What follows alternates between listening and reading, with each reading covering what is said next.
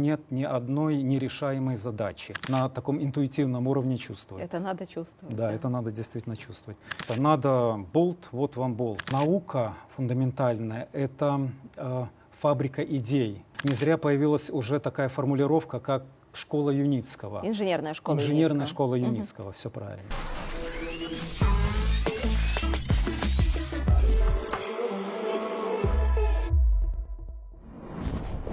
Здравствуйте, это UST Insight. Площадка, где мы открыто говорим о людях и технологиях, которые меняют облик транспорта. Сегодня у нас в гостях Сергей Артюшевский. Здравствуйте, Сергей. Здравствуйте. Сергей — заместитель генерального конструктора по науке. Сергей, вы человек не слишком медийный, поэтому попрошу вас немножко рассказать о себе, о том, как вы пришли в UST и чем вас заинтересовала технология. Ну, в компанию UST я пришел из транспортной сферы. На тот момент около 10 лет я уже работал и проектировал автомобили, фургоны. То есть с опытом? Да, с хорошим таким уже багажом знаний. И вырос от инженера-конструктора до главного конструктора, в принципе. О компании практически ничего не знал. Тогда она только начала свое существование. Было всего около 60 человек.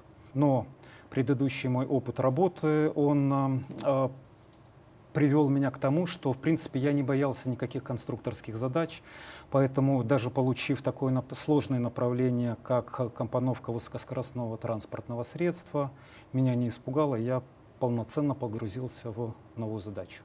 Сергей, не было ли страшно оставлять насиженное место, наверное, в каком-то большом машиностроительном предприятии и идти, по сути, в неизвестность?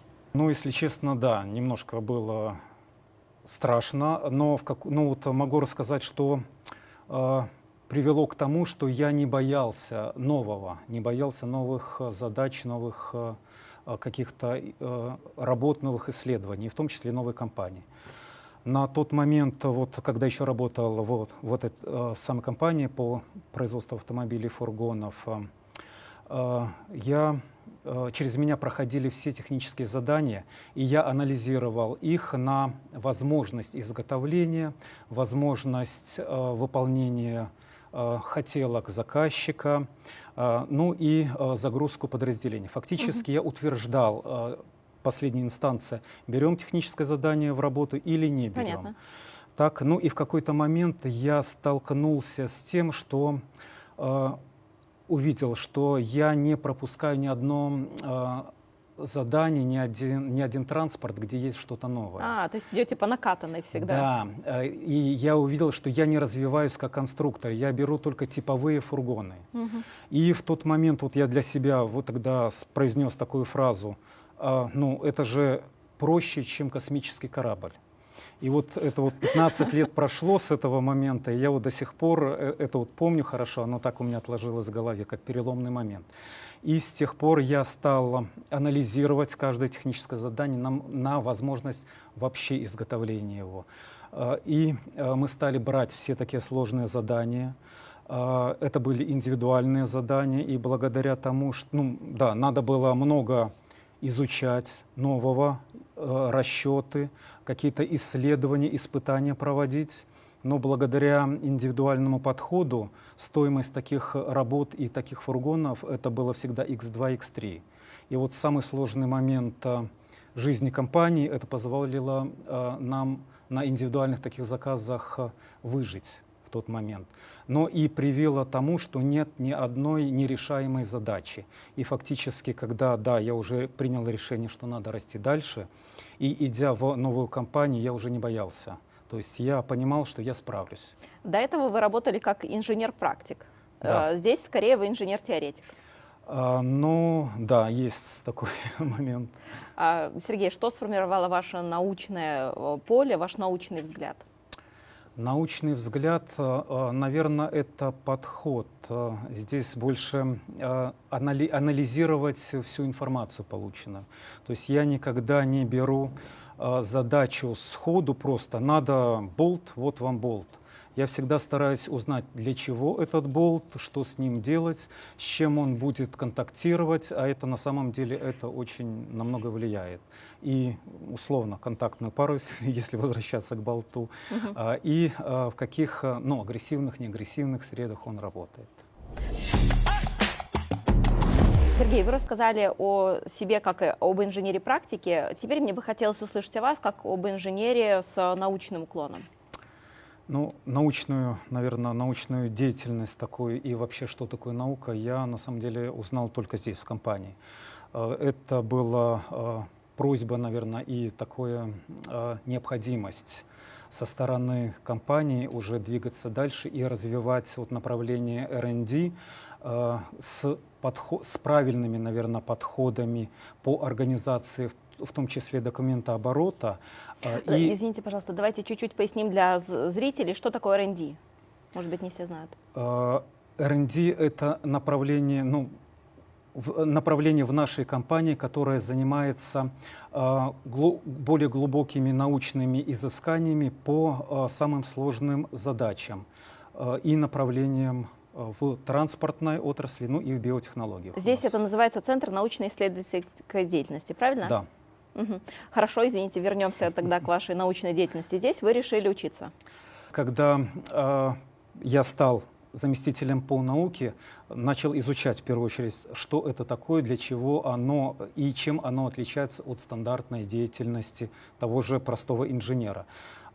Если простыми словами сказать, что инженер, он в большинстве случаев опирается на свой личный опыт и знания, а ученый, он всегда берет в сообщники мировой научный опыт.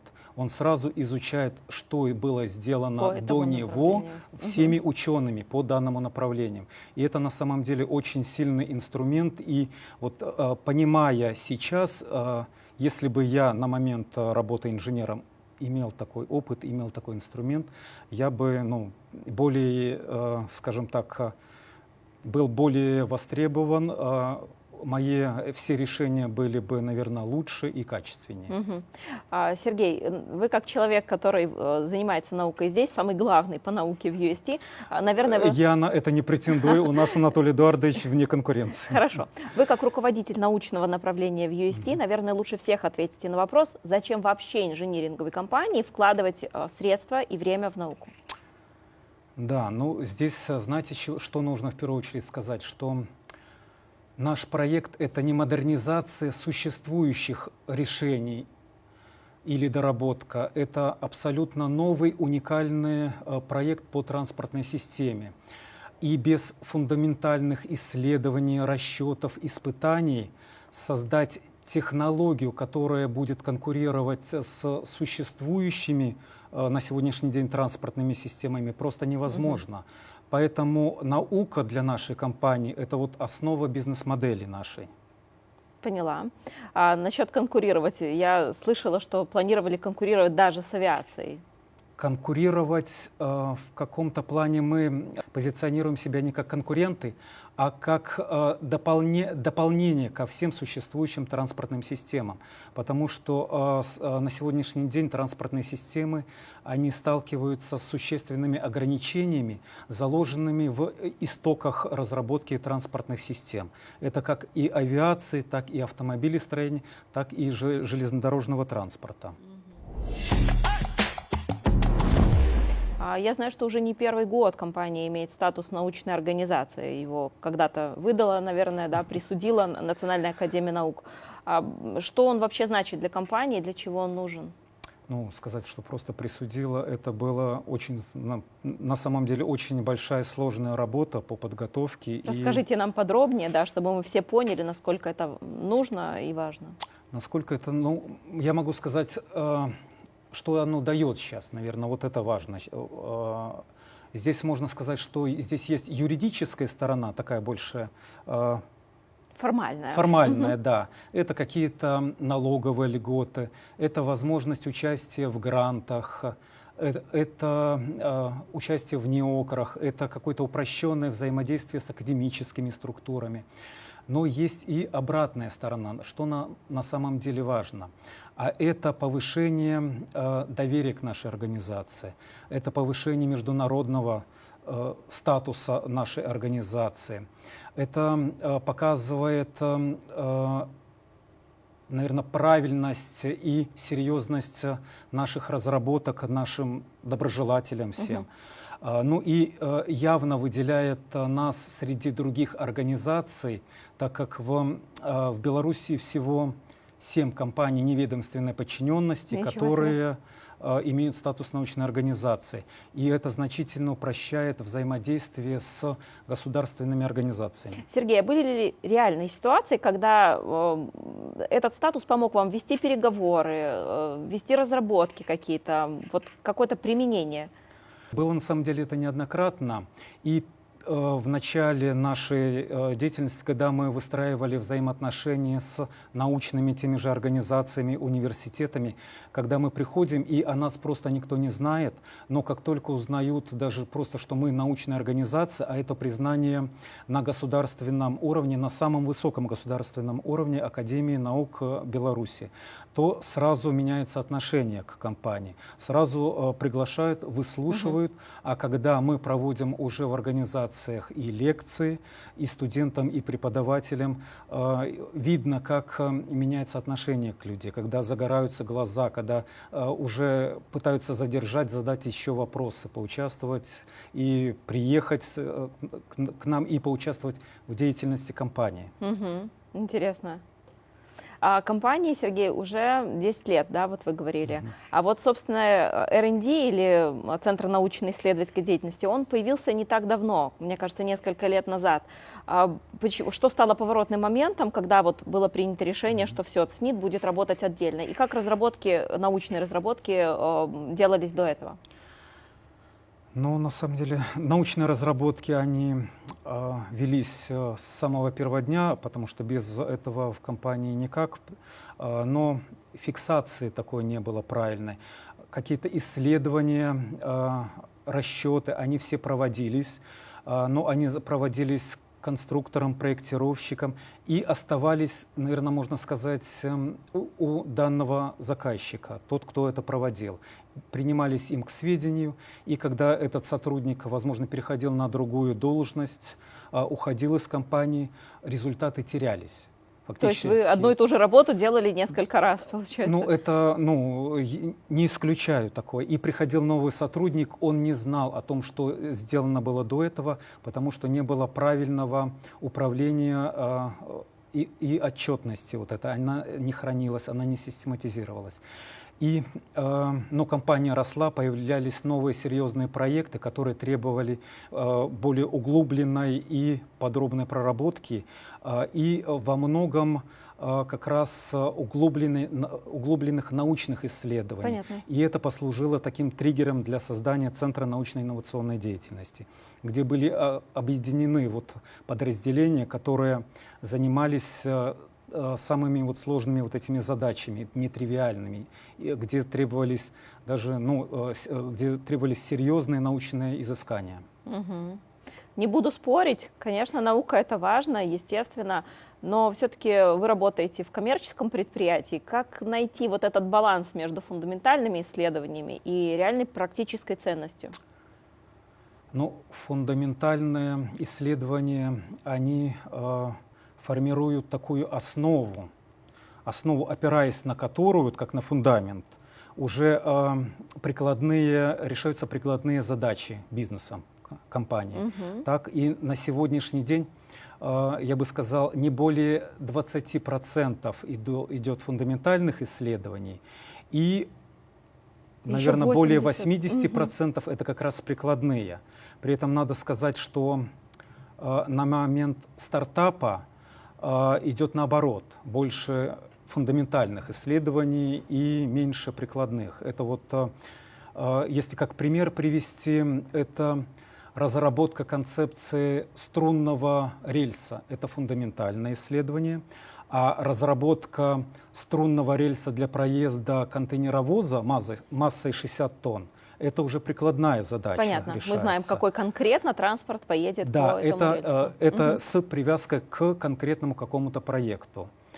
На сегодняшний день мы уже выросли с этапа стартапа, можно так сказать. Перешагнули и готовы к выполнению уже прикладных задач с реальными проектами. Вы привели один из примеров, Да. когда по струнному рельсу едет какая-то там машина определенной массой. Может быть, вы можете привести еще яркие примеры, когда на базе фундаментальных разработок, на базе ваших фундаментальных разработок основывались коммерческие решения. Коммерческие решения. Ну, на самом деле здесь их очень много. Это, ну, я могу каждую область брать. Это и системы управления, это и аэродинамические корпуса наших транспортных средств, это энергоэффективность, это биотехнологии, это тот же мотор-колесо запатентованное наше, это системы безопасности. То есть каждая сфера? В каждой сфере. Нет ни одной сферы у нас, которая не затронула бы как раз научные изыскания наши. А что-то из этого запатентовано? Патентуем мы практически все новые решения. На сегодняшний день у нас в компании, ну, совместно с Анатолием Ударовичем, больше 200 патентов.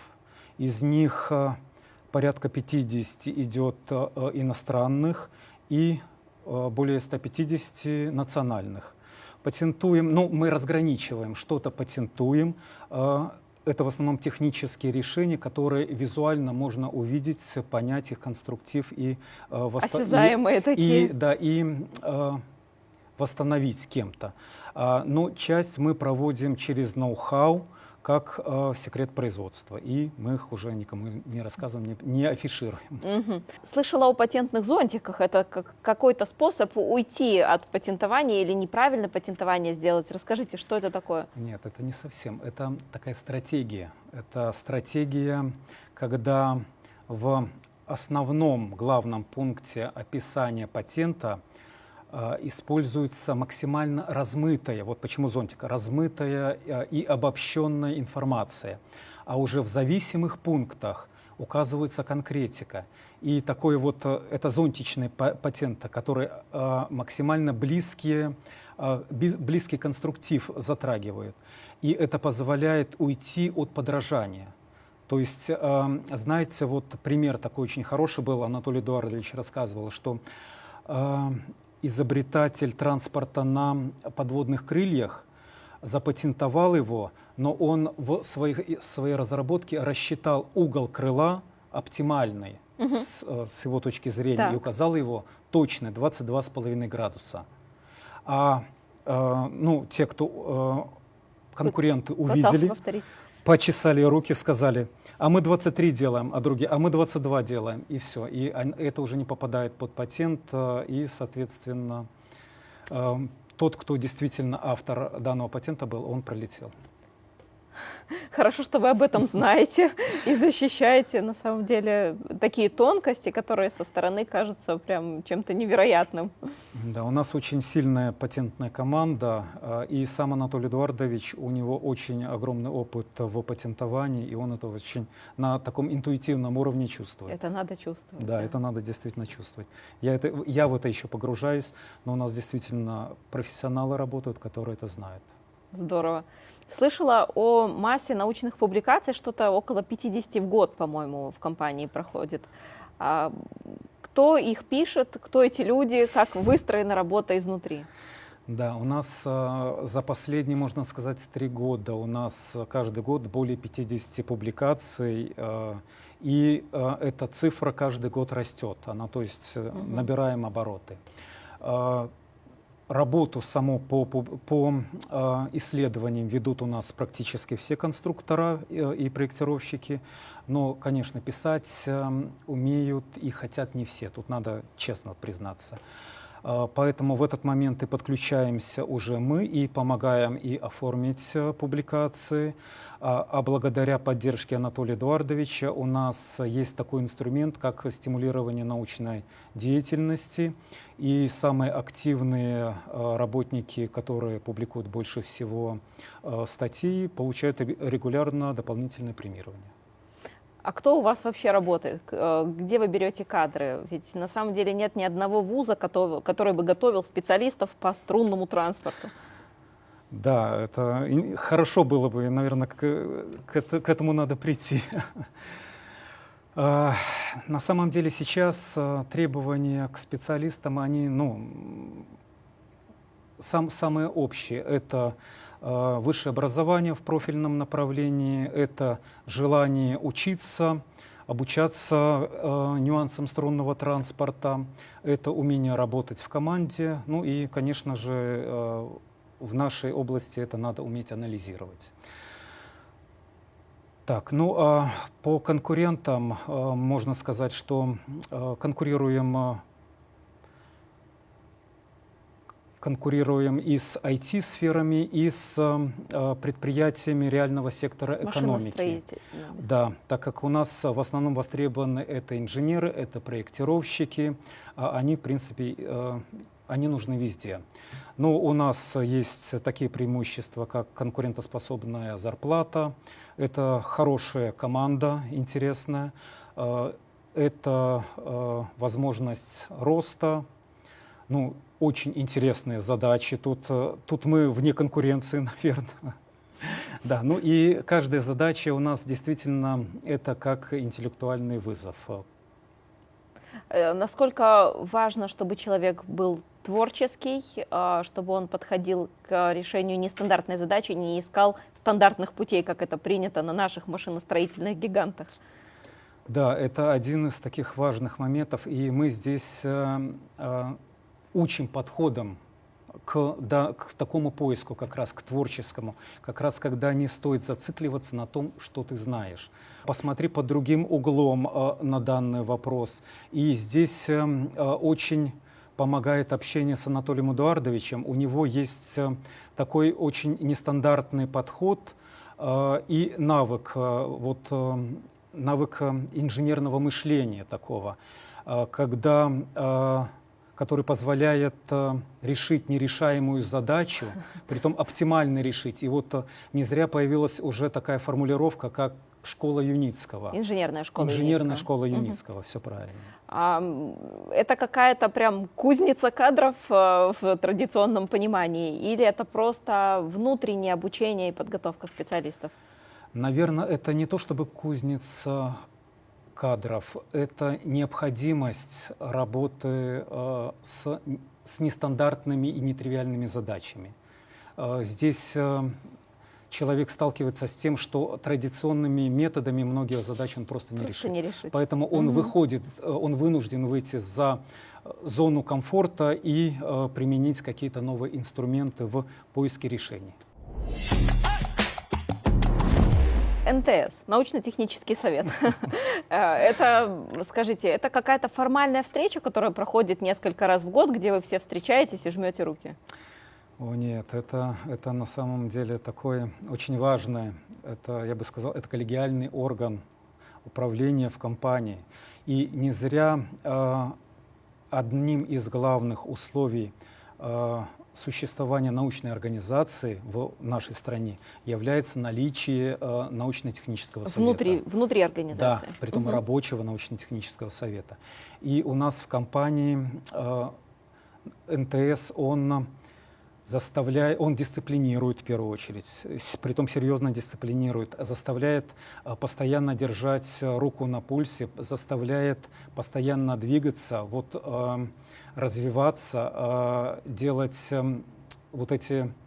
искать новые публикационные эти сферы. То есть вы говорите о конкуренции? Нет, это как раз... Каким образом он может стимулировать? Он заставляет Центр научно-инновационной деятельности двигаться и развиваться, чтобы каждый период проведения НТС были результаты научной деятельности, понимаете? Теперь, да? Притом как НИРовской, так и публикационной. То есть нельзя стоять на месте. НИРовская — это научно-исследовательская работа. Абсолютно верно. Так, и патентная. Каждый раз мы докладываем о результатах, что проделано, что получено, как компания проявила себя на международной и белорусском фоне. Так, и НТС, очень важный также инструмент НТС, проводит анализ как раз научных работ наших, НИРов, НИОКРов, и делает им оценку. Это повышает также